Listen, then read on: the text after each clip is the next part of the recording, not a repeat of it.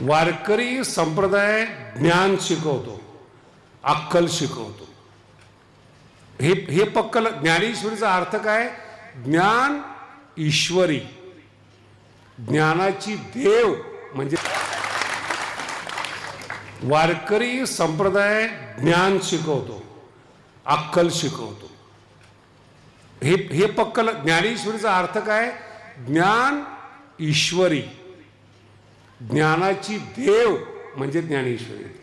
ती वाचायची ह्याच्याकरता त्या ज्ञानाने ईश्वरापर्यंत पोहोचता आलं पाहिजे. हे वारकरी संप्रदाय आहेत. बाकी सगळं बंकच आहे. का सुरू केले? ही पद्धत आहे, जुना काळ आहे. मगाशी मी एकदा बोललो होतो, हे जे लग्नामध्ये, नीट आहे का बरं का, खूप छान आहे. लग्नामध्ये नवरा घोड्यावर बसतो. त्या गाढवाला माहित नाही घोड्यावर का बसायचं, तो भाग सोडून द्या. जुन्या काळामध्ये जी लुटणारी डाकू होते त्यांना माहिती असायचं की लग्नाच्या दिवशीच सोनं बाहेर काढलं जातं. हा भारत आहे बरं का, इथून आपण प्रगती करत आलेलो आहे. आता ते डाकू वेगळ्या कपड्यामध्ये शहरात आले, तो भाग सोडून द्या.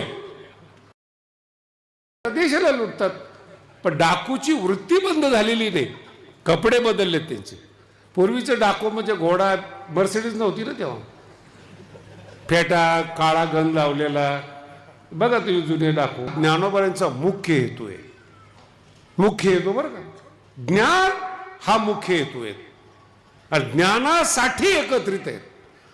संतांच्या सहवासात ऐकण्यासाठी यायचं तो भाग्यवान, सांगण्यासाठी येतो तो महाराज दुर्भाग्य.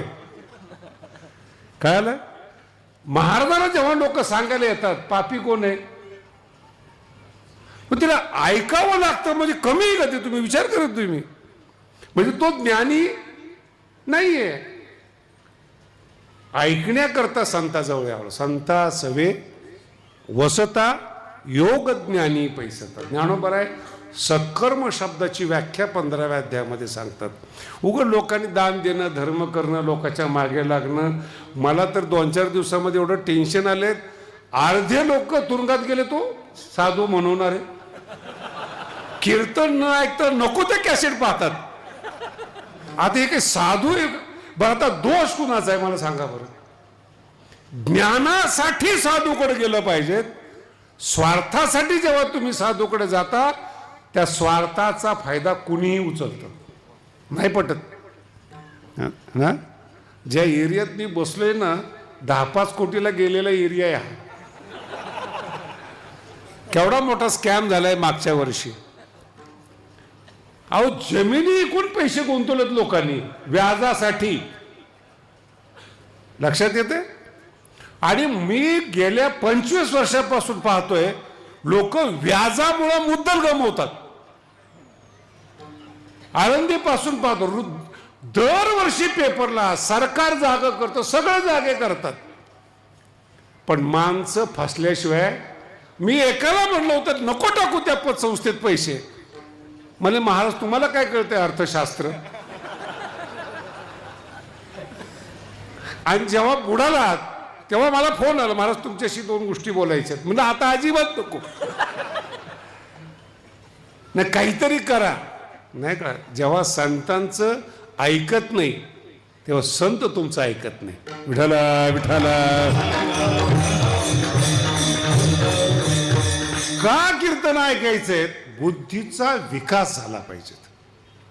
पुन्हा डबल सांगतो वाक्य, बुद्धीचा विकास झाला पाहिजे. आणि ज्या वेळेस, आणि ही इतकी खतरनाक गोष्ट आहे महाराज, ज्याची त्याची बुद्धी असते. बापाची बुद्धी पोराला येत नाही, पोराची बुद्धी नातवाला जात नाही. ज्यांनी त्यांनी मेहनत करावी लागते. एकदम साधं साधं सांगतो, तुम्हाला कळेल. मला सांगा, एखाद्याला पैलवान व्हायचं आणि बाप पैलवान नाही आहे, जरुरी आहे का पोरांनी? त्याला तालमीतच शरीरावर जर सुख भोगायचं असेल, शरीरावर प्रेम करावं, याच्यासाठी योगशास्त्र आहेत. योगशास्त्र. मला इतका अभिमान आहे महाराज भारतीय संस्कृतीवर. एक पतंजल ऋषी जन्माला आले आणि त्यांनी शरीरशास्त्र सांगितलं जेवढे वैज्ञानिक लोक आहेत, देवाला न मानणारे लोक आहेत, सगळे पतंजलीला मानतात आणि सकाळी सकाळी योगा करतात. हे देण कोणी दिली? भारताची देण अमेरिका वापरतो, आपला गुलाम येतो. योग म्हणजे काय? भारताने दिलेली म्हणजे एक प्रकारची प्रगती. 20 कोटी लोक अमेरिकेत योगा करतात. पहिला संशोधक कोण आहे त्याचा? ऋषी. याच्याकरता भारत फेमस आहे हो, स्कॅमसाठी नाही आहे.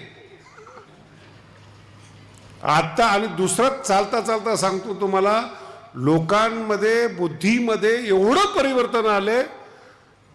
मी आता गावाचं नाव सांगत नाही, त्या गावामध्ये आता वर्गणी झाली माझी 2-3 महिन्यापूर्वी. अख्खं डाळिंबाचं गाव. मराठी आहे का? भगवानगडाला 60 लाख रुपये दिले. मी त्यांना म्हटलं, अरे किमान डाळिंब तर द्यायला पाहिजे ना. बाबा तुमच्या गावात आले 60 लाख दिले पण डाळिंब दिलं नाही. मी म्हटलं, अरे तुमचं अख्खं गाव डाळिंबाचं आहे. म्हणे महाराज आमच्या इथलं 10 वर्षाचं पोरग सुद्धा डाळिंब सोलत नाही, एवढं विषारी असतं. कोणत्या भारतामध्ये राहतो आपण? पैशासाठी आपण विष विकतो. दुधामध्ये भेसळ, पिकामध्ये भेसळ, धान्यामध्ये भेसळ. ही सगळी भेसळ करणारी माणसं पैशाच्या मागे लागली. पण पैसा त्याच वेळेस पोचतो ज्यावेळेस शरीराची सेवा केलेली असते. अन्न कुणाला कसं पोचल? श्रीमंताची पोरं बघा बरं किती देखणी आणि फडीचे असतात, बघितले तुम्ही? त्यांच्या गाड्या 10-10 कोटीच्या आहेत, त्यांच्या अंगावरचे कपडे 1-1 कोटीचे आहेत, पण चालताना त्यांना बॉडीगार्ड लागतात. हे काही श्रीमंती? पहिलं शरीर, नंतर मनशुद्धी, नंतर विचार शुद्धी. आणि हे सगळं करायचं असेल संतांच्या संगतीमध्ये. आणि तुमची बुद्धी व्यवस्थित चालली ना, नीट ऐका, देव सुद्धा तुम्हाला दुःख देऊ शकत नाही हो. याला ज्ञानोबराय म्हणतात. देव सुद्धा, तुम्ही जर चोरी नाहीच केली तर कोणता पोलीस तुम्हाला आतमध्ये टाकेल? आणि जर चोरी करायला लागले ना, आई सुद्धा तुमच्यावर रागवते हो. काय पोरग जन्माला घातले? एक तर आई म्हटली या घराण्याचं बीजच चांगलं नाही. आता ही भाषा बायांना जास्त कळेल, आता कंसाला काय कळणार आहे? याला म्हणतात. आणि ह्याच्यासाठी तुकोबाराचा स्वतंत्र अभंग आहेत. हरिदासाची घरी मज उपजावं. जिथं संस्कार आहेत, ज्ञान आहेत, काय केलं पाहिजे ज्ञान आहेत. पण पहिल्यांदा संतांच्या संगतीमध्ये ज्ञानाचा विकास करा. आता ज्ञानाचा विकास करत असताना ज्ञान कशाला म्हणतात? पहिल्या चरणात ज्ञान जाग करणं म्हणजे ज्ञान देणे. जाग करणं म्हणजे झोपलेलं नाही तुम्ही. आता मला कीर्तन करता येणार नाही. माझं निरंतर सांगणं, पुढं धोका आहे हे सांगणं म्हणजे जाग करणे. ज्ञानोबरायांनी आपल्याला जाग केलं, तुकोबारायांनी जाग केलं. आणि हा जो डोंगरी परिसर आहेत, आजही आडमुठ परिसर आहेत, हा धर्म करतो, याला भगवान बाबा कारणीभूत आहेत. पहिला सप्ताह, पहिली दिंडी आणि पहिलं मराठवाड्यामध्ये ज्ञानेश्वरीचा प्रचार हा भगवान बाबांनी केला. आणि मग त्यांच्या रेषेनुसार हळूहळू हळू सगळे संत त्यांच्या मागून जायला लागले. मार्ग दावून गेले त्यांच्या. माझा अभिमान नाही सांगत, हिरो सांगतोय मी, पद्धत सांगतो तुम्हाला. काय कोणाचं अनुकरण केलं जातं? जे आवडतात त्यांचं अनुकरण केलं जातं. आणि मग ते का करतात? ते जागे करतात. जाग करण्याकरता जागा करणारा जागा पाहिजे. हे आमच्या बोल लोकांना जास्त कळते. तर तुम्ही असे रोजचे शिवाय ऐकायची सवय आहे, हे वाक्य कधी ऐकणार आहेत? जाग करायचंय,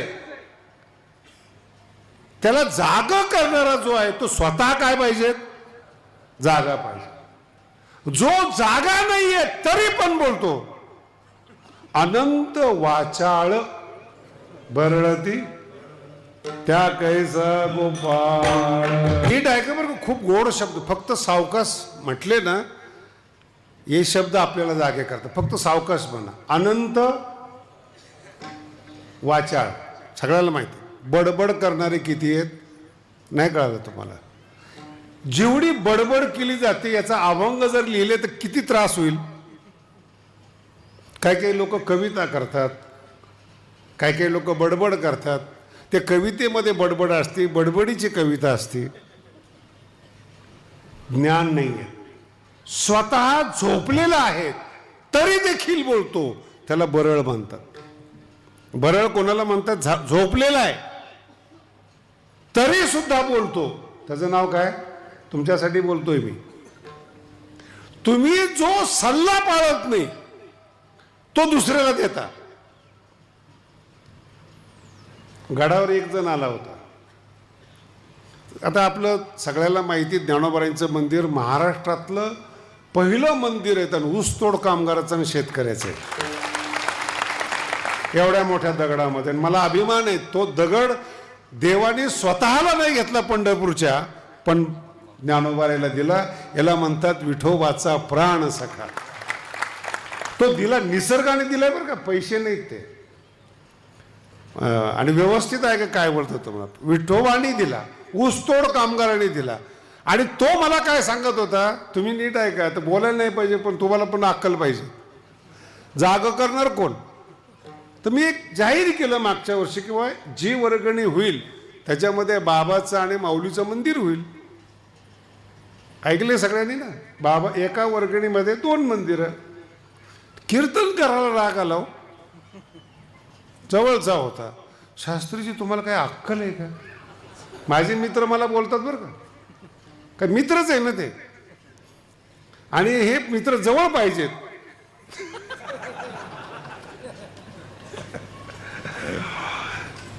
मी म्हणलं काय झालं? अहो आत्ता एवढी वर्गणी होते तर मग बाबाच्या नावाने आणखीन एक वर्गणी केली पाहिजे. कोण शिकवतंय? याला म्हणतात अनंत वाचाळ बरळती. आणि हा कीर्तनकार कीर्तनात सांगतो, वर घेऊन जाणार आहे का कोण? मग कमवतो कोणाला? तुझं लग्न झालेलं नाही, पोरं बाळ नाही, याच्या पुढे बोलू का? मग हे सगळं नसताना पैसा जातो कुठं?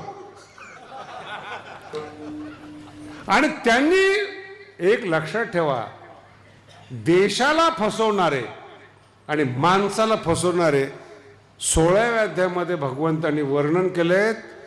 त्याची साल काढतो मी, साल. प्रत्येक क्षणाला आपण जिवंत का आहोत याचं दुःख भगवंत म्हणतात मी देतो. तानहन द्विषता क्रूरान. विठाला विठाला शब्द आहे का बरं का? गीतेतला शब्द आहे द्विषता क्रूरान. द्वेष करणाऱ्या लोकांना भगवंत म्हणतात साल काढतो. आणि किती लोकांचा द्वेष करायचा नाहीत? 9 लोकांचा. सती आणि सत्पुरुष. जी चांगली वागणारी बाई आहे तिला कधीच त्रास द्यायचा नाही. ती तिचं आचरण करते, तिच्या डोक्यामध्ये काही दुसरं घालायचं नाही. सन्मार्गाने चाललेल्या माणसाला भटकू नका, तिथं मार्केटिंग करू नका. अहो मंदिरात जाता जाता लोक दारू प्यायला जातात, तो रस्त्यात दोस्त भेटत. काय खरं देवाचं? आणि आता जेवढे संत तुरुंगात चालले त्याच्यावर तर इतर धर्माला एवढा फायदा होतो. हे जे इतर लोक धर्माचे आहेत ना ते कन्व्हिन्स करतात, बघा तुमच्या धर्मातले साधू कसे वागतात, देवा धर्म. आणि यांनी सगळा साधू समाज बरोबर होतो. मुळात लोभापायी तुम्ही साधूकडे जातात, ज्ञानासाठी जात नाही. चूक कुणाची? आता मी माझं सांगितलं ना तुम्हाला. तो कीर्तनकार आहे, लग्न नाही, तो मला सांगतो अजून एक वर्गणी बाबाच्या नावाने व्हायला पाहिजे. याला म्हणतात रस्ता भटकवणारे लोक. आणि पैसाच जीवनामध्ये नको, ज्ञान जीवनामध्ये पाहिजेत. मज निरंतर जाग, याला म्हणतात जाग करणं. गरीबाची पोरं कलेक्टर होतात पैशाने का ज्ञानाने? आणि जो ते शिकवतो तो महान आहे, तो जागा करणार आहे. प्रत्येकाच्या जीवनाबद्दल बोलतोय. उद्या धोका आहे आज सांगतो. अभंग खूप गोड आहे बरं का. काय सांगो आता संतांचे 2 प्रकार आहेत. प्रत्येकाचे संत वेगळे वेगळे आहेत. जन्माला घालणारी आई त्या मुलासाठी संत आहे. कोण सांभाळतं? तुम्हाला अक्कल नाही, रात्री अपरात्री उठतात, भूक लागते, घाण होतं शरीर, स्वच्छ करते तुमच्या शरीराला, स्तनपान करते, ती पहिली संत आहे तुमच्यासाठी.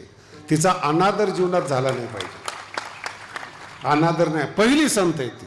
आज शिवाजी महाराज मोठे आहेत, जिजाऊमुळं मोठे आहेत. याला म्हणतात मूळ.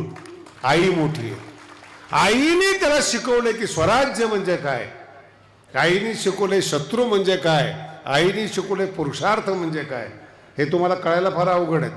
त्या मुलासाठी पहिली संत त्याला जग दाखवणारी आई असते. आणि तिचा अपमान केला आयुष्यभर सुख मिळत नाही महाराज, कुठेही जा. आणि त्याच्या पुढे जाऊन सांगतो, फार चांगल्या हॉटेलमध्ये जेवण, दारू पिणं याला सुख समजू नका. हे शरीर बर्बादीचे लक्षण आहे. जेव्हा कॅन्सर होतो ना, जेव्हा दात गळून पडतात, अक्कल कमी होते, तुमचीच पोरं तुम्हाला नीट बोलतात. एवढंच बोलतो.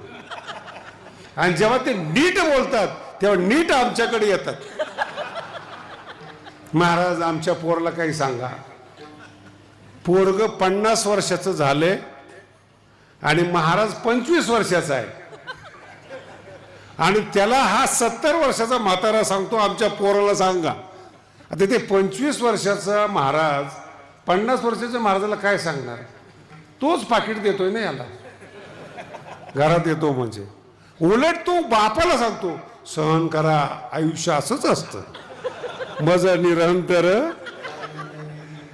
काय काय काय हे याला अज्ञान म्हणतात, याला झोप म्हणतात, याला निद्रा म्हणतात. पुढचं न दिसणं याला आंधळेपणा म्हणतात. बर्बाद होऊन जाता, मग साधूकडे जाता. साधूकडे जाऊच नका.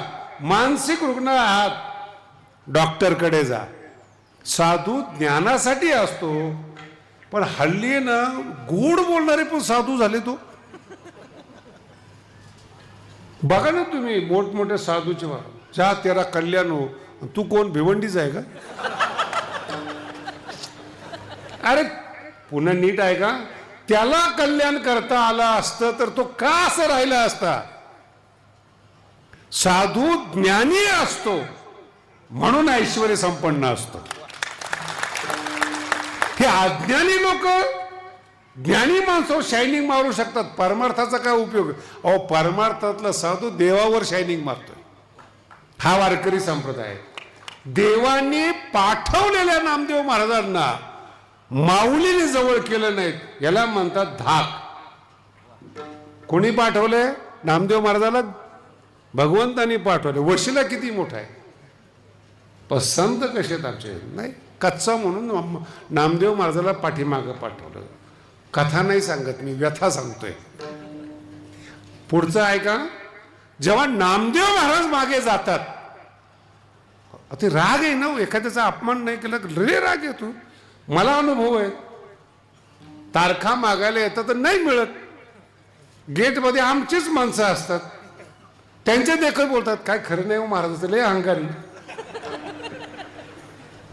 चुकून एखाद्याला दिली, काय लोक, काय स्वभाव आहेत, बाहेर किती बदनाम केले शास्त्रीला. असं झाला फायदा, शास्त्री चांगला. तुमच्याबद्दल बोलतोय. ग्राहक म्हणून जर तुमचा फायदा झाला, तुम्ही गावाकरता चांगले आणि खरं वागले, आईला राग येतो. काय बोलणं आहे त्याला? हे काही महत्वाचे आहेत आणि आपल्याला कळायला पाहिजे काय आहे याच्यामध्ये, तथ्य काय आहे. मग कोण आपल्याला जाग करते ते आपल्याला कळायला पाहिजे. झोपेत येत ते प्रत्येक माणूस. माझं वाक्य नीट ऐका बरं का, पुन्हा सांगतो तो, नीट ऐका. प्रत्येक माणूस आपल्याला वापरतोय आणि आपण त्याच्याकडून वापरले जातोय. इथून मुक्त व्हा. अक्कल जागेवर ठेवा, जागेवर प्रत्येक माणूस हो. मेरी मम्मी को ना बचपन से ही पानी बहुत पसंद है तो मैंने प्राइवेट पूल वाला विला बुक कर दिया. मेरी मम्मी पूरा दिन पूल से बाहर ही नहीं निकली है. एका माणसाला इच्छा झाली लग्न करावी. महाराज होता. महाराजांनी कधी लग्न करू नये बरं का. मी खरं सांगतो तुम्हाला, महाराज लोकांना अक्कल कमी असते. लग्न करायला जाणाऱ्या महाराजाबद्दल बोलतोय. आणि त्यांनी परमार्थातलं सुख अनुभवलेलं असतं. मराठी कळाल? परमार्थातलं. अहो मला सांगा, त्याला डाळीचे भावच माहित नाही, जाईल त्या घरामध्ये जेवण ना. राग नका येऊ दे. मला सांग, कोणता महाराज तुमच्याप्रमाणे हातात पिशवी घेऊन भाजी किती रुपयाची विचारायला गेलेला पाहिलाय का? सगळं ऐकतच त्याला. संसार त्याला सुखरूप वाटतो. मग दुसऱ्याचे पोर आणि बघितलं की तो मला म्हणतो की लग्न केलं पाहिजे शास्त्रीय. करा. परमार्थाचं सुख अनुभवलंय, परमार्थाचं स्वातंत्र्य अनुभवलंय. पुन्हा जेव्हा तो माणूस परमार्थामध्ये जातो, सगळ्यात मोठा दुःखी असतो. श्रीमंत माणूस गरीब होतो ना, ते खरं दुःख आहे. गरीब मोठा होत असेल तर अहंकारी होईल. पुन्हा शब्द आहे का? पण श्रीमंत जेव्हा गरीब होतो ना, मोठं दुःख. परमार्थातला माणूस संसारात गेला की तो बरबादच होतो. कारण की त्याला वापरणारी माणसं आहेत. बायकोची पहिली अपेक्षा नवऱ्याने कमवून आणलं पाहिजे. हा आयुष्यभर परतंत्र होता. नाही कळलं? आयुष्यभर कमवायचंच माहिती नाही. आणि लग्न झालं की 90% माणसं बाजूला सरतात. त्याला वाटतं आपल्या सोसायटीमध्ये आला आता तो ना आपण सारखेच. अवघड आहे माणूस. आणि मग एक एक दुःख त्याला दिसायला लागतं. पत्नीचं वेगळं दुःख, मुलाचं वेगळं दुःख, पालन पोषणाचं वेगळं दुःख. त्याच्या पुढं सांगू का, एवढं दुःख सहन करून तुम्ही कीर्तनाला येत आहेत, तुम्ही खरे संत आहात. एवढं काही सोपं नाही. थँक्यू सुद्धा कोणी म्हणत नाही, आभार सुद्धा व्यक्त. मी गादीवर बसण्याच्या पूर्वी कीर्तनाला चाललो होतो. रात्री औरंगाबादला कीर्तन झालं त्या काळामध्ये, आणि मुंबईला दुसऱ्या दिवशी कीर्तन होतं. ते 2 गाड्या असतात त्या काळामध्ये. औरंगाबादहून मनमाडला जायचं आणि मनमाडहून दुसऱ्या ट्रेननी मुंबईला जायचं. तर आम्ही औरंगाबादहून बसल्यानंतर एक शिकलेला माणूस उभा होता गाडीमध्ये. त्याला जागा नव्हती ट्रेनमध्ये बसायला. मला त्याने रिक्वेस्ट केली, मला बसा. माझ्या शेजारी बसला. याला म्हणतात उपकार. बरं, ते अभंग विसरू नका. काय सांगू आता, उपकार सांगतो. तुम्ही जे उपकार करताय संसारावर त्याचंच वर्णन आहे. बसलं शेजारी. आणि मनमाडला गेल्यानंतर गाडी बदलली, दुसऱ्या गाडीमध्ये आम्ही बसलो. जागाच नव्हती, त्याची शेजारी जागा होती आणि मी उभा होतो. तो म्हणलाच नाही बसा म्हणून. 1-2 स्टेशन केलं तर मी सहज विचारलं, का हो तुम्हाला तर मी जागा दिली होती, तुम्ही तर काय आता काही म्हणतच नाहीत. मग जागा दिली म्हणून काय, थँक्यू म्हणलो ना तुम्हाला. याला म्हणतात संसार. त्यावेळेस तुमचा सत्कार केला आम्ही, त्यावेळेस तुम्हाला पाकिट दिलं, त्यावेळेस अमकं केलं तुम्हाला. आता काय संबंध आहे? तुमचं म्हातारपण तपासा. ज्या मुलाला IIT मध्ये शिकवलं, ज्या मुलाला इंजिनियर केलं, ज्याला UPSC पास करण्यासाठी तुम्ही झिजलात, तो एकदा चांगल्या मुलीबरोबर लग्न केलं ना, पहिला विसर स्वतःच्या घराचा पडतो. पहिला विसर स्वतःच्या घराचा पडतो. हे लय लांबचं झालं बोलणं. तुमच्या गावातलं सांगतो. तुमच्या गावातले माणसं मुंबईला गेले आणि मला भेटले की पहिलं काय म्हणतात माहिती का, आमचं गाव लय मूर्ख हो. हा वाढला कुठं, कुठलं पाणी पिला, कोणी याला प्रेम केलं. आमचं गाव मूर्ख म्हणजे आईबाप सुद्धा. कळते बोलताना किती व्यापक पद्धतीने बोलतात माणसं. ते आभार मानत नाहीत महाराज. आपल्या बुद्धीचा, आपल्या शरीराचा, आपल्या मनाचा शोष घेतात.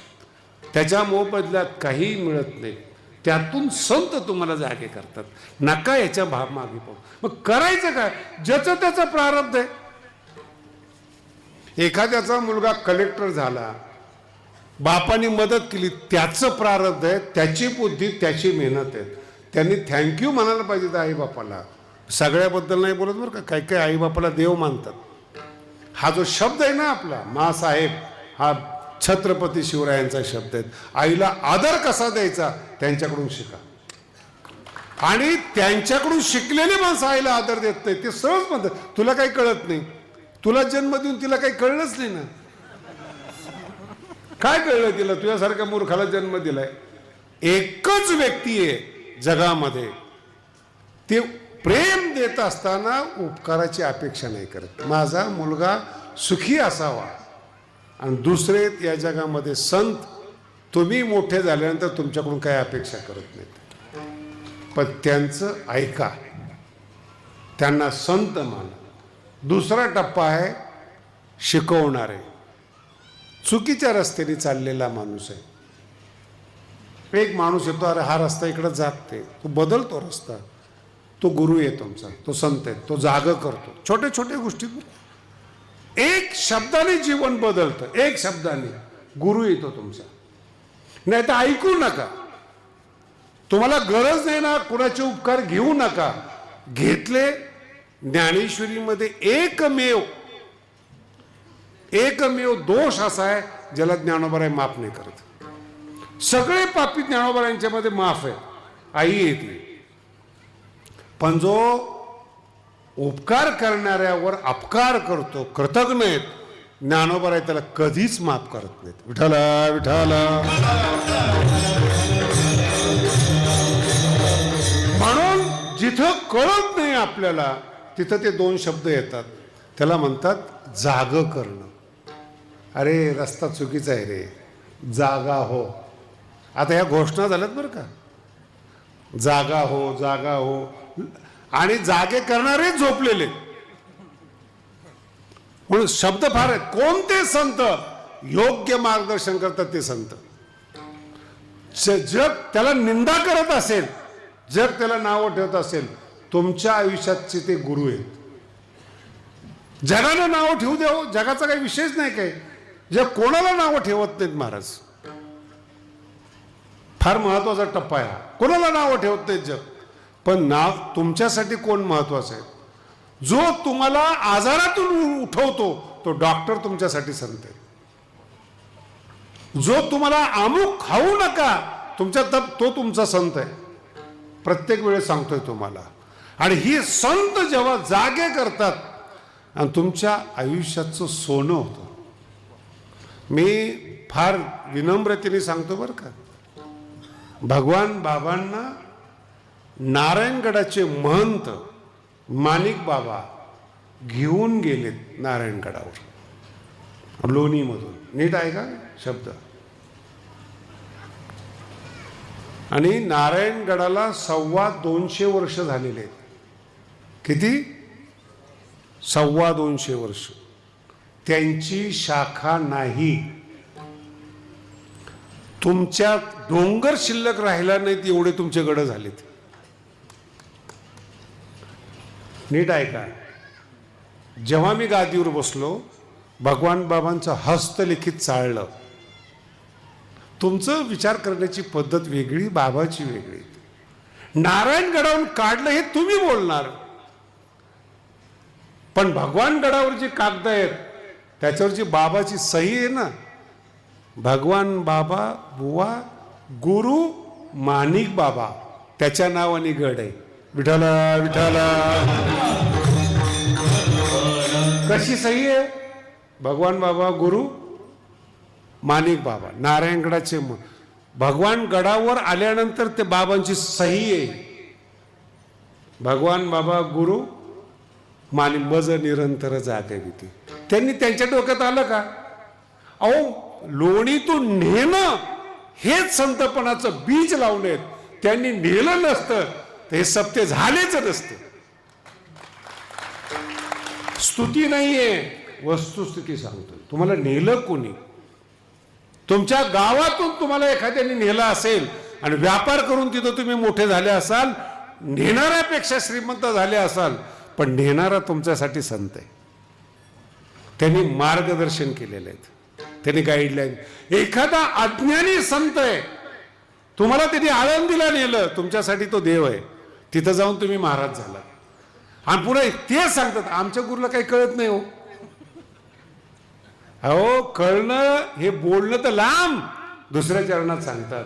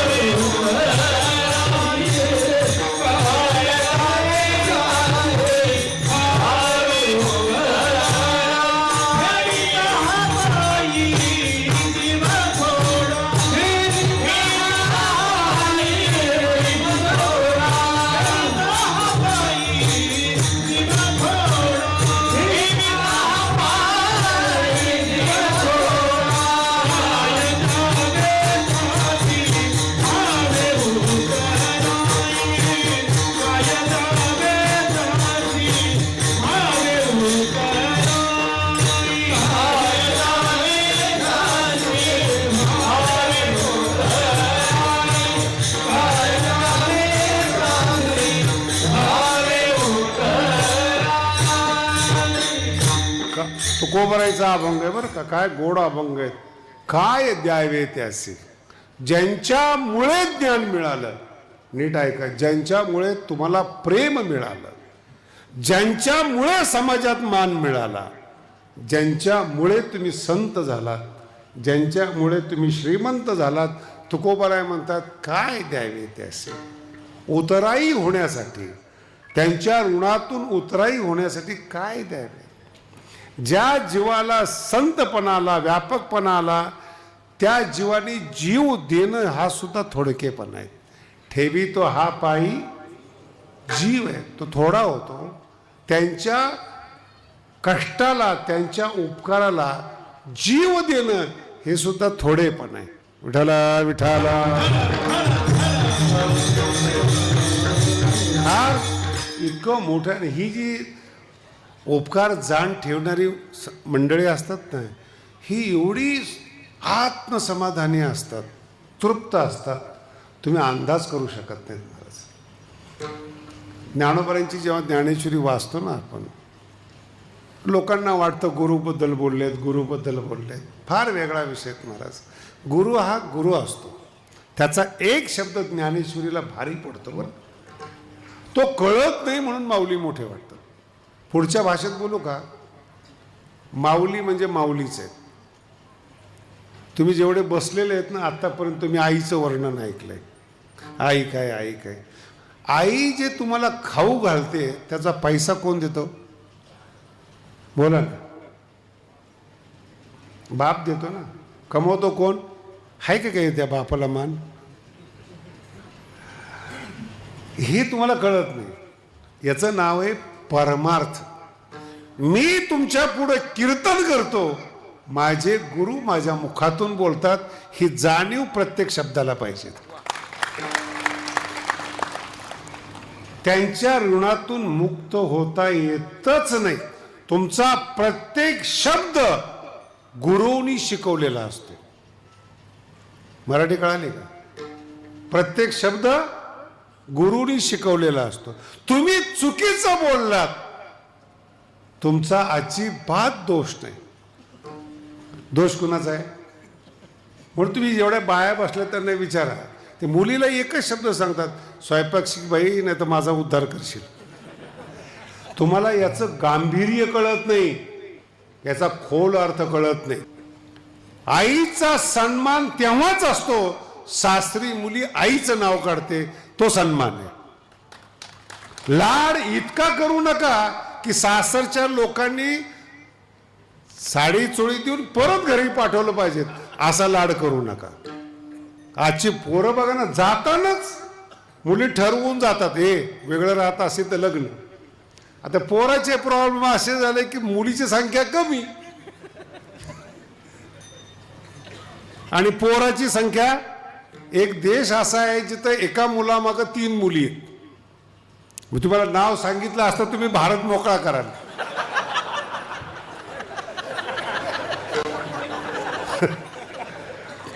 गुगल सर्च करा, सापडेल तुम्हाला. एका मुलामागं 3 मुली आहेत. कॉम्पिटिशन लागले की हा कुणाचा आहे. आणि इथं 4 मुलामागे एक, ती भाव खाते. माझा एक मित्र आहे, समाज सांगत नाही कोणता होता, त्याला मी सहज विचारलं 10 वर्षापूर्वी, बरं का, कुठे गेला होता. नाही म्हणे आमचं वर वधू संमेलन होतं. म्हणजे काय असतं म्हणलं. काही नाही, मुलं मुली एकत्रित येतात. म्हटलं मिळाली का एखादी मुलगी. म्हणे महाराज तुम्हाला काय सांगू, नीट ऐका बरं का, हे भारताचं चित्र आहे, हे 10 वर्षापूर्वीच आहे. जी मुलगी आहे ती नोकरीसाठी जसा इंटरव्ह्यू घेतला जातो तशी बसलेली, आणि ज्याला लग्न करायचे तो समोर उभा आहे. हा भारत आहे आता. आणि ती मुलगी विचारते किती पगार आहेत. हे सगळे बदले जुन्या काळामधले. तुम्ही अगोदर पोरीच्या बाबतीत लई चौकशी केली ना, आता सगळी तुमची चौकशी होते. सगळं उतरायचं आहेत. कर्म परत येतं, त्यातला भाग झाला हा. आपलंच कर्म परत. आणि ती विचारते लग्नानंतर काय, कुठे राहणार आहेत. आणि तो आपला उभा राहून उत्तर देतो. मग मला हे लागणार आहे, चालेल का तुला. तो म्हणतो हो वगैरे मान्य करतो. तो दुसरीकडे जातो. दुसरा येतो, त्याला तुझं काय, मला 5 लाख पगार आहे. हा, मग त्या अगोदरच्याला 2 लाख आहे. हा इंटरव्ह्यू होणारी बायको घेते. अरे काय जीवन आहे तुमचं, काय कीर्तन ऐकताय तुम्ही. इथं रोज शिवाय देत आहे, हा कीर्तन करा असा तसा. अरे तुम्हाला मुलगी पसंत करत नाही, कधी देवानी पसंत करायचं तुम्हाला. विठ्ठल विठ्ठल. काल सेलूला कीर्तन झालं होतं, तिथं सांगितलं होतं मी, हे जे लग्न मुली न मिळणारे आहेत ना, हे जिंदाबाद करतात. ते जिंदाबाद झालेले असतात. आयुष्यात काही तथ्य राहिलेलं नसतं, अशी लोक येते. आजच्या परिसरात खेडेगावात जाऊन बघा तुम्ही, मुलांच्या काय अवस्था झालेल्या आहेत. माझं निरंतर मुलीनं इंटरव्ह्यू घ्यावा आपल्याला आणि मुलीनं पास करू नये, याला पुरुष म्हणायचं का. सावध झालो. पुरुषार्थाची कमी पडते. पुन्हा ऐका, तुमचा दोष नाही हा, पुरुषार्थाचे. तुम्ही पुरुषार्थ केला असता याही काळामध्ये कितीतरी मुली तुमच्या मागे लागू शकतात. लायकीचे पाहिजे हो. तिला जो मुलगा पाहिजे तो लायकीचा पाहिजे. तुझी परिस्थिती कुठं, तिची परिस्थिती कुठं. माझा मुद्दा आहे का, उपकार करतात. आणि मी प्रत्येक घराला सांगतो, आपल्या घरात येणारी सून आपल्या कुळावर उपकार करणारी असते, आपला वंश वाढवणारे असते.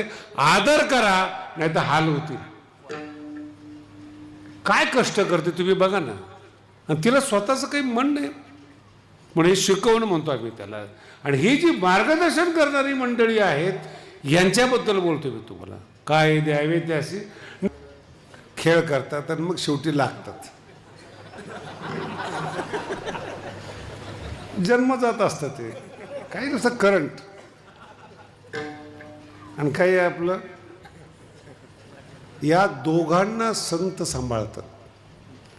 जे हुशार आहेत एक शब्द सांगतात त्याला, सहज बोलणे. त्यांना फार त्रास घेत नाही त्याला शिकवायचं, सहज. आमचे गुरु जेव्हा काशीमध्ये होते ना, 8 दिवसातून एकदा पाठ व्हायचं.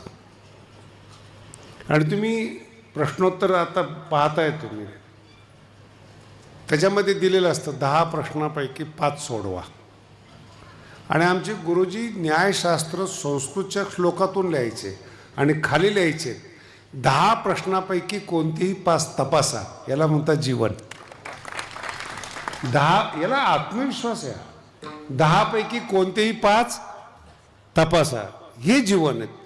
असं जगात तरुण पिढीवर आणणाऱ्या लोकांना सांगतो. इतका विश्वास पाहिजे, परीक्षा घेणारा दमला पाहिजे, आपलं ज्ञानाचा धाक असा पाहिजे, त्याचं बोलती नाही आली पाहिजेत, त्याला म्हणतात ज्ञानाचा अहंकार. म्हणजे मला ज्ञानाचा अहंकार असला पाहिजे, नाही ते बाह्यावर करून चाललेत. जे आहे त्यांनी थोडा केला तर काय फरक पडला त्याला. नाही माझा अहंकार, अरे तू कोण, अनंत वाचाळ, कुणालाही शिकवायला निघालेस का तू, काय काय बोलावं काय. ज्ञानावर अहंकार पाहिजे, काही असो. मी तर 2 गोष्टी कमवायच्या आहेत, सगळ्या समाजाला सांगतो. तुम्ही पुरुष म्हणून जर जन्माला आला ना, इतका मोठा पैसा कमवा, संत घरात आले पाहिजेत. लक्षात आलं का तुम्ही. इतकं मोठं ज्ञान कमवा, राजा पाया पडायला आला पाहिजेत. मधलं जीवन फालतू आहे. विठ्ठला विठ्ठला. दोन्ही गोष्टी तर दोन्ही. राजा जनकाच्या घरी अष्टवक्र जात होते, हे वैभव म्हणतात. इतकं, याचं कारण सांगतो. राजा म्हणून जातात, ही डोक्यातून कल्पना काढून टाका. मी जेव्हा तुम्हाला म्हटलं इतका पैसा कमवा म्हणजे संत घरात येतील, याचा अर्थ असा नाही की तो श्रीमंत म्हणून संत जातात. तुम्ही इतके श्रीमंत आहात की या जगात जगण्यासारखं काही नाही, अशी तुमची बुद्धी होऊन तुम्ही वैराग्यवान होतात, मग संत घरी येतात. जगद्गुरु तुकोबारायांचं ऐश्वर्य असं आहे महाराज, 7 पिढ्याची श्रीमंती आहे, जन्माला आल्यापासूनची श्रीमंती. आमच्या कीर्तनकाराला कळत नाही, ते गरिबातून आलेले असतात. ते तुकोबारायांचे हाल सांगतात. ज्ञानोबारा, अरे तुकोबाराकडे पैसा नसता तर ज्ञानोबाराचं मंदिर तुकोबारायांनी बांधलं नसतं. आज पाया पडतं ते तुकोबारायचं मंदिर आहे. आणि एवढे ज्ञानोबाराय श्रेष्ठ आहे की तुकोबारायांनी ते मंदिर बांधावं. काय वैभव आहेत महाराज. 8 पिढ्याची श्रीमंती होती. लक्षात येत, सगळं तृप्त झालेलं असतं.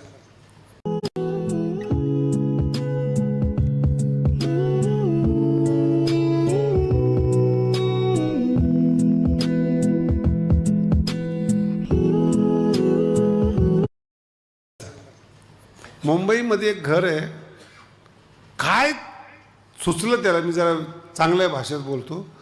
श्रीमंत घर आहेत, मला म्हणे गरिबाची मुलगी करायची. म्हणजे नको करू.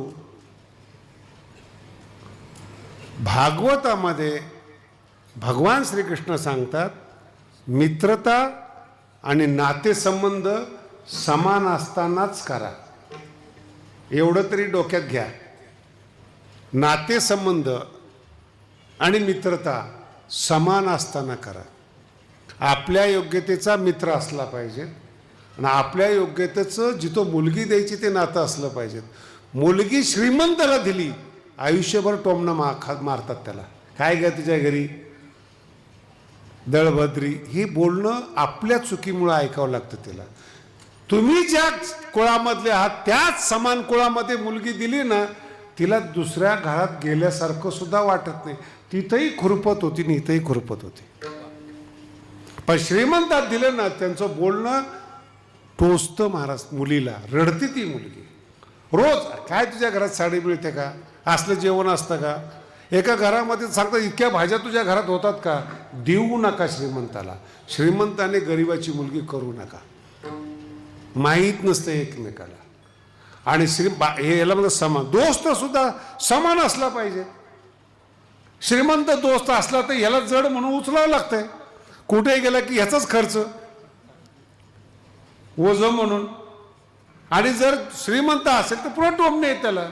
समान 50-50 खर्च आणि समान बुद्धी, हे महत्वाचं आहे. समाधान समान हे कृष्णाने लिहून ठेवलेलं आहे भागवतामध्ये. विचित्रतापणा करू नका. खुरू पण तुम्ही असा शोधा जो तुम्हाला बुडालेला असेल तर वर काढेल.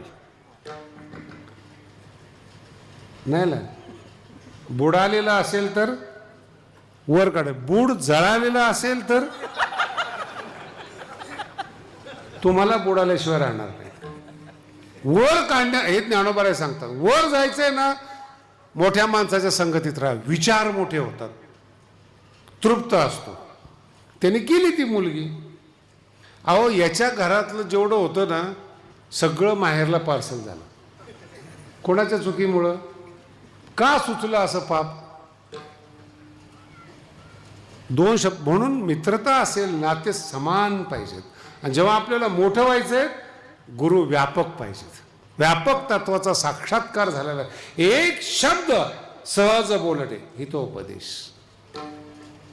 हित एका शब्दात परिवर्तन होतो माणसामध्ये, एका शब्दात. एक माऊलीचा ग्रंथ आहे, त्याचं नाव आहे अनुभवामृत. कोणत्याच महाराजाला नीट कळत नाही.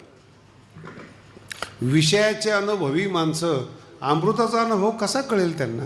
अवघड आहे ते. का लिहिला? काही लोक म्हणू शकतात की गीता ही टीका आहे, ज्ञानेश्वरी ही काय काय म्हणतात, ज्ञानेश्वरी ही टीका आहे. अरे तुम्ही टिकले का? टीकेमध्ये टिकत नाहीत तुम्ही. टिकलेली टीका आहे 700 वर्षापासून, ती ज्ञानेश्वरी. अज्ञानी महाराष्ट्र असताना तो टिकलेला आहे, टीका. एक गुरुला माहिती होतं हे, बघा, गुरुला माहिती होतं म्हणून एकच शब्द सांगितला. अरे गीता लिहिलीस तो ज्ञानेश्वरी, पण स्वतःचा अनुभव काय आहे? 10 प्रकरणाचा स्वतंत्र ग्रंथ लिहिला, त्याचं नाव आहे अनुभवामृत. 700 वर्ष झाले त्याच्या नादी कुणी लागत नाही. त्याला म्हणतात माऊली, त्याला म्हणतात ज्ञानोबा आहे. ज्ञानेश्वरी जवळ येऊन देत नाही, हरिपाठ तोंड दाखवत नाही, अनुभवामृत जवळच घेत नाहीत, वारच लागून घेत नाहीत. आणि मग असे ग्रंथ शिकवत असताना एक शब्द सांगतात, सहज बोलणे हितोपदेश. आणि काही काही मठ्ठ शिष्य असतात, एकदम मठ्ठ असतात, नाहीच कळत त्यांना.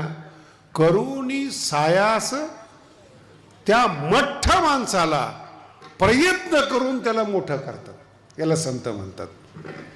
जे तीक्ष्ण आहेत, हुशार आहेत, एक शब्द सांगतात त्याला. आणि जे तुमच्यासारखे मठ्ठ आहेत, भगवान बाबा तुमच्यात राहून पंढरपूरला नेतात. करुणी सायास. किती मला आहे ना, कधी कधी संतांबद्दल फार आकर्षण आहे. काय तर भगवान बाबांची ज्ञानोबा 1940 सालची ज्ञानेश्वरी मला सापडली भगवान बाबांची. आणि पेन्सिलने त्याच्यावर अर्थ लिहिलेले आहेत, पेन्सिलने भगवान बाबांनी. म्हणजे ज्या काळात भारत प्रगत नव्हता त्या काळामध्ये भगवान बाबांनी पेन्सिलने ते ज्ञानेश्वरी लिहिलेत. ते आम्हाला अजून नीट कळत नाही, त्याला भगवान बाबा म्हणतात. त्या काळामध्ये त्यांना लिहून ठेवलेले आहेत त्या ज्ञानेश्वरीवर की असा असा या ओवीचा विचार. किती व्याप असेल बरं बाबांचा. काय माणसं हुशार होती. विदर्भामध्ये एक गाव आहे, त्या गावातली लोक म्हणतात बाबा आमच्या गावाला माहेर म्हणायचे. किती शांत बसलात ना तुम्ही. किती तुम्हाला वाटत असले बाबा काय त्या गावाला प्रेम देत असतील. तुम्ही जवळच्या माणसाला विचारलं हे जे माहेर नावाचा प्रकार काय आहे रे, ते म्हणे जिथं टाळ नाही, पखवाज नाही, कीर्तन करता येत नाही, बाबा त्या गावाला माहेर म्हणायचे. आणि मग लोक म्हणजे माहेरला आल्यानंतर मुलगी काम करत, आता मी तुमच्या गावाला आलो, तुमचं गाव माहेर आहे, मी कीर्तन करणार, याचा अर्थ काय? माहेर म्हणजे काय? तरी पण करोनी सायास. जिथं विना नाही, जिथं तुंतू नाही, पखवाज नाही, डफड आहे, त्या लोकांना एकत्रित करून पंढरपूरला दिंडी काढली हो, ते भगवान बाबा आहेत. आणि त्यांचं अनुकरण सगळ्या महाराष्ट्राने केलं, एवढे ते महान आहेत. हा एक टप्पा. दुसरा टप्पा इतका चांगला आहे महाराज, खूप मनापासून ऐका. हा बुद्धीचा विषय होता. तुमची जी आजची परिस्थिती आहे प्रत्येक माणसाची, प्रत्येक माणूस या शिकलेल्या काळामध्ये उपवासी आहेत. त्याला प्रेम नाही मिळत, पैसा मिळतो, साथी मिळतात, एकत्रीकरण सगळं या जगामध्ये मिळतं, शुद्ध प्रेम नाही मिळत. मुंबईला जा, पुण्याला जा, IIT मध्ये जा, सगळीकडे जा, संबंधामुळं एकत्रित येतात, कामामुळं एकत्रित येतात, मार्केटिंगमुळे एकत्रित येतात, प्रेमाने नाही लोक एकत्रित येत. या जगातलं सगळ्यात दुर्मिळ असेल तर खरं प्रेम आपल्यावर करणारा माणूस या जगामध्ये दुर्मिळ आहे. सगळ्यात अवघड आहे. स्वार्थासाठी जवळ येतात, पैसा आहे, सत्ता आहे, धन आहे, जवळ येतात, चमचागिरी करतील. काही काही ते एवढे चमचेत नाराज, आता ते नाही बोलत मी कीर्तनामध्ये. पोटासाठी इतकं खाली येऊ नका की वाणीला पाप लागेल. पोटासाठी नीट ऐकायचं. पण खरं प्रेम मिळणार नाही तुम्हाला. जगद्गुरु तुकोबार आहे शेवटच्या चरणी. सगळ्या आमच्या भगवानगडाच्या विद्यार्थ्यांनी पण ऐकावं. पैसा आहे ना, प्रति क्षणाला लागतो. पैसा प्रति क्षणाला लागतो. पैशाशिवाय जगात काही होत नाही. आयुष्यामध्ये एकदा प्रेम मिळालं ना, एकदा त्याच्या आठवणीमध्ये आयुष्य सुखात जातं, त्याला प्रेम म्हणतात. भगवान श्रीकृष्ण मथुरेमध्ये आले. नीट ऐका, मथुरेमध्ये आले आणि पुन्हा वृंदावनला गेले नाहीत. ज्या राधेसाठी वृंदावन प्रसिद्ध आहेत, राधे राधे म्हणून, जसे भगवान श्रीकृष्ण निघून गेलेत महाराज, कृष्णाच्या आठवणीमध्ये राधा राशेश्वरी संन्याशी झाली. तो जो मिळालेला प्रेमाचा क्षण होता त्याच्यावर आयुष्यभर ती समाधी लागली. तिला राधा म्हणतात महाराज. एक क्षण, पुन्हा गरज नाही त्या माणसाची जीवनामध्ये. बरं, एक क्षण जीवनामध्ये यायला पाहिजे. खऱ्या प्रेमाचा साक्षात्कार झाला पाहिजे. उजळून जातं जीवन महाराज. हे ज्ञान वगैरे सगळे सगळे प्रेमाच्या पुढं भीक मागतात. हा ज्ञानेश्वरीचा उत्तरार्ध आहे. 18वा अध्याय महाराज. भक्त्या माम अभिजानाति. ज्ञान मिळालं, हुशार झाला, पैसे कमवता आले, जग जिंकता आलं, जगाचं मालक होता आलं, पण एकाही माणसाने तुम्हाला हृदयात ठेवलं नाही, हे तुमचं दुर्भाग्य. प्रेमाला पारखे झालं. आणि प्रेमाला पारखी झालेली माणसं आहे ना, इतके कपटीने, इतके दहाव्याच्या तोंडाचे असतात ना, भेटूच नाही कधी. आणि प्रेम, एकच शब्द सांगतो तुम्हाला, तुमच्या अनुभवातला आहे. पोरगं जेव्हा पळत पळत येतं ना आईकडे, 7-8 वर्षाचं, त्या आईचा चेहरा बघा. जगातली सगळ्यात सुखी चेहरा तो असतो. काहीच देत नाही पोरगं, बरं का. फक्त पोरगं आई म्हणून आईकडे येतं, त्यावेळेस त्या आईच्या डोळ्यात जाण्याची तुमची क्षमता पाहिजे. तो चेहरा एकदा प्रेम मिळालं की आयुष्यभर असतं. ते पुण्यात त्या माणसाची गरजच नसते. याला म्हणतात प्रेम. आणि हे प्रेम इतकं ज्ञानी वारकरी संप्रदायाचा प्रेम आत्मा आहे. कळेल तेव्हा कळेल तुम्हाला. एक प्रेम, खरं प्रेम. आणि एक त्यालाच कृपा म्हणतात बरं का. माझा शब्द आहे का, कृपा करणं म्हणजे प्रेमाचं दान करणे. कृपा दान केले संती. पुन्हा पुढचा शब्द, कल्पांतीही सरेना. एकदाच प्रेम मिळालं, आयुष्यभर त्या छंदामध्ये माणसाचं जीवन जातं. त्याला वारकरी संप्रदाय म्हणतात. असं हा वारकरी संप्रदायाचा विशेष करून ज्ञानोबांचा एक गुणधर्म फार चांगला आहे. प्रेम आहे, त्याचं चव मिळाली, आणि ती मिळाली की जगातले सगळ्या वस्तू फिक्या होतात. ज्याला मिळाली ना त्याला माझी भाषा कळते. किती लग्न करावं बोलत नाही. काही काही माणसं असतात प्राऊड. आपण 15-20 बायका आपल्या जीवनामध्ये आल्या. मी कमी सांगतोय सभ्य असल्यामुळं. काहींनी शतकही पूर्ण केलेलं असतं. हा व्यवहार पहा. तृप्त नाहीत म्हणून 100 लागले. एका स्त्रीने जर मनापासून प्रेम केलं असतं ना, दुसरीकडे बघितलंच नसतं, त्याला म्हणतात प्रेम. एक खरं असंच स्त्रियांच्या बाबतीमध्ये एका पुरुषाने खरं प्रेम केलं ना, जग येऊ द्या, त्याच्यापेक्षा बोलतो तुम्हाला, देव येऊ द्या, तो पुरुष मनातून जातच नाही. त्याचं नाव प्रेम आहे. याला छाप म्हणतात, छाप. हृदयामध्ये एकदा तो अंकित झाला, ठसा उमटला हृदयामध्ये एकदा परमात्म्याचा, एकदा देवाचा, जातच नाही हृदयामध्ये, ते प्रेम आहे.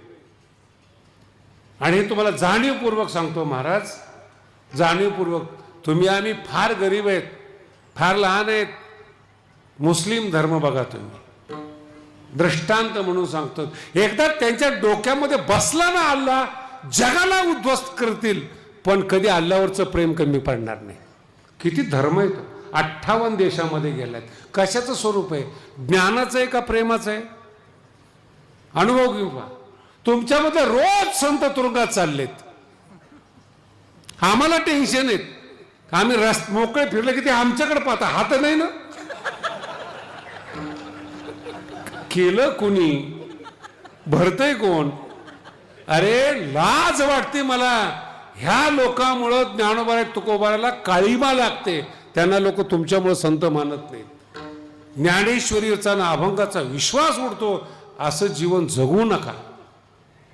शुद्ध प्रेम मिळालं पाहिजे. तर इतकं एक एक विरहिणी जे ना ज्ञानोबाराची, तुम्हाला काय सांगायचं, एकदा आठवण यायला पाहिजे. त्या बघा काय बोलतोय, मराठी पकडण्याचा प्रयत्न करा. तो भेटला पाहिजे हे मी कीर्तनात बोललो नाही, आठवण यायला पाहिजे. आठवण आली ना, शरीर मोहरतं, अंतकरण ताजतवानं होतं, डोळ्यातून क्रोध जातो, प्रेम, आणि डोळ्यातून धारा येतात कुणीही नसताना आठवणीनं. कंठी प्रेम दाटे.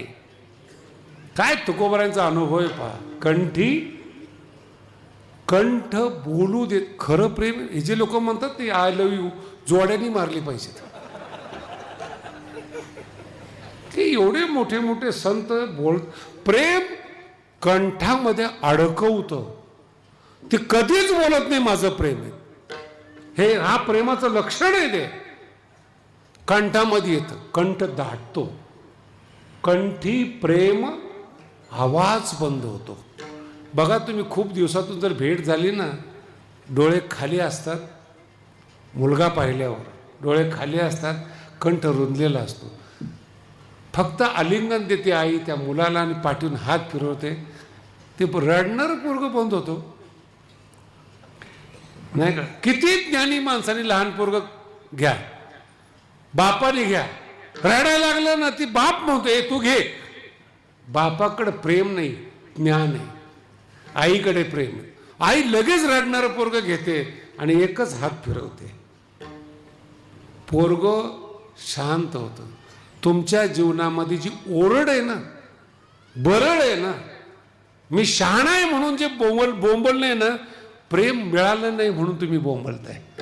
ज्या दिवशी भगवान बाबाने हात फिरवला ना, शांत जीवन होतं महाराज. काही लागत नाही जीवनामध्ये. कंठी प्रेम दाटे, नयनी नीर लोटे. डोळ्यातून धारा येतात, हृदयी प्रगटे. परमात्मा हृदयामध्ये प्रगट होतो, त्याला प्रेम म्हणतात. मी जेव्हा, हे माझा अनुभव आहे बरं का, 22 वर्षापूर्वी मी गादीवर बसलो होतो. हे 23वे वर्ष आहेत. तुमच्यामध्ये मी किती सासुरवास भोगला तुम्हाला अजून माहीत नाही, आणि तुम्ही काय छळले तेही मला माहीत आहे. म्हणून मला जर कोणी विचारलं ना, मी मुंबईला जात असलो तर माझ्या जवळच्या लोकांना विचारतं, बाबा कुठे चाललेत? माहेर. ते समजून घेतात मुंबईला चाललो. म्हणजे भगवानगड माझं काय, किती काम करा हो सुनेनी, किती काम करा, सासरची लोक नावच ठेवणार. नाही कळालं? सगळं सगळं देणार. जात असलो तर माझ्या जवळच्या लोकांना विचारतं, बाबा कुठे चाललेत? माहेरी.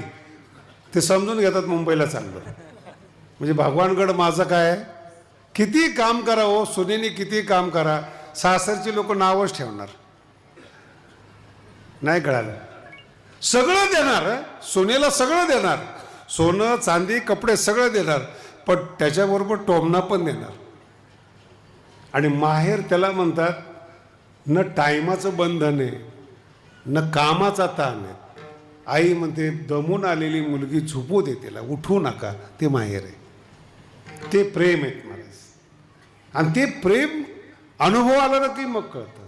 मी एकदम नवीन होतो, मी शहरातला वाढलेला. तुमच्या गाव गुंड्या त्यावेळेस कळत नव्हत्या. 2003 आणि 4ची गोष्ट. काय महाराज लोकांनी प्रचार केला हो, शिकलेला नाही, शास्त्री नाही, वगैरे वगैरे. तुम्हाला सगळ्याला जुन्या लोकांना माहिती. आणि हे महाराज लोकांनी प्रचार करावा, एवढे दुष्ट लोक महाराज झाले ते मला माहितीच नाही. आणि मी एकदम लक्झरीमधून डोंगरात आलेला माणूस. जेव्हा मी गावोगावी फिरलो ना, खुद्द भगवान बाबांचे 4-5 माणसं असायची. त्या गावात गेले की जवळ यायची. डोळ्यावरून मी अजून माणसं ओळखतो बरं का, हे भगवान बाबाचे आहेत म्हणून. याला प्रेम म्हणतात. अजून अजून माणूस दिसला की त्याच्या डोळ्यावरून सांगतो की हा बाबाचा माणूस आहे. प्रेम मिळाले हो त्याला, ज्ञान नको आहे. प्रेम सुखी करतं, ज्ञान अहंकारी बनवतं ना. ती 4-5 माणसं जवळ येणार 22-23 वर्षापूर्वी, आणि इतकं गोड बोलणार महाराज. बाबा आमच्याकडे बाबा यायचे आणि ते असं सांगायचे, तुम्ही सांगा बरं का. हे भगवान बाबाची माणसं. आणि आत्ताची पोरं, बाबा असं बोललं पाहिजे बरं का. प्रेम नाही, प्रेमाला पारखी झालेली मंडळी. आणि ती 4-5 माणसं मला सांगून 2च शब्द सहज बोलायचे, सांगून जायचे. अहो महाराज, ह्या ज्या वर्गणीचे आकडे ऐकलेत ना, हे ह्या माणसामुळे जे भगवान बाबावर प्रेम करतात त्यांनी मला शिकवलंय. त्यांनी त्या गावाला सांगितलंय की वर्गणी द्यायला पाहिजे. हा नामदेव शास्त्रीचा चमत्कार नाही, भगवान बाबाच्या प्रेमाचे आकडे येते. तुम्हाला नाही माहिती की प्रेमाची ताकद किती. जाईल त्या गावामध्ये आणि फक्त डोळ्यानं कळते की बाबाचं घर आहे म्हणून. आणि ते डोळे नाही ओळखता आले ना तर तुम्ही परमार्थ करण्याच्या लायकीचेच नाही. तो काय प्रेम दिला असेल त्या काळामध्ये. म्हणजे आडमूड समाज, माळकरीनं घरामध्ये तुंतून आळण म्हणून बाबांना. आता ही पद्धत सांगितली. बाबाची पद्धत आहे ना, ही आईची पद्धत आहे, माऊलीची पद्धत आहे. 5 वर्षाचा पोरगा आला की त्याला गोड बोलायचे. नाही ऐकलं करुणी सहाय असं शिकविती ती वामन भाऊ. शिव्या दिल्याशिवाय राहणार ती बापाच्या जागी. लक्षात आहे. रागीत नाही. पुन्हा संताला बदनाम करू नका. तुम्हाला अक्कल नाही म्हणून रागावून बोलावं लागतं. म्हणून उपदेश करण्याच्या 2 पद्धती, सहज बोलणे, प्रेमाने बोलणे. भगवान बाबा आहेत. करुणी सायास, शिव्या देऊन शिकवणं वगैरे हे संतांनी वाटून घेतलेले आहेत. माऊलीचे अभंग काय ते ओव्यात गोड आहेत महाराज. ते ओवे वाचताना अंगावरून मोराचे पंख फिरल्यासारखे वाटतात. आणि तुकोबारायचे अभंग म्हणजे ठोकाच. नाही ऐकलं तुकोबाराय, लय भारी बोलतात तुकोबाराय. बोलूच का कीर्तनामध्ये. किती सांगू तरी नाही कती बटकीचे आणि पुढे शिंदळीचे रडतील. ही भाषा तुकोबारायांची. आणि हीच भाषा आणि हाच भाव जर बोलायचा असेल ज्ञानोबा राहिला, गोड बोलतात. आता उघड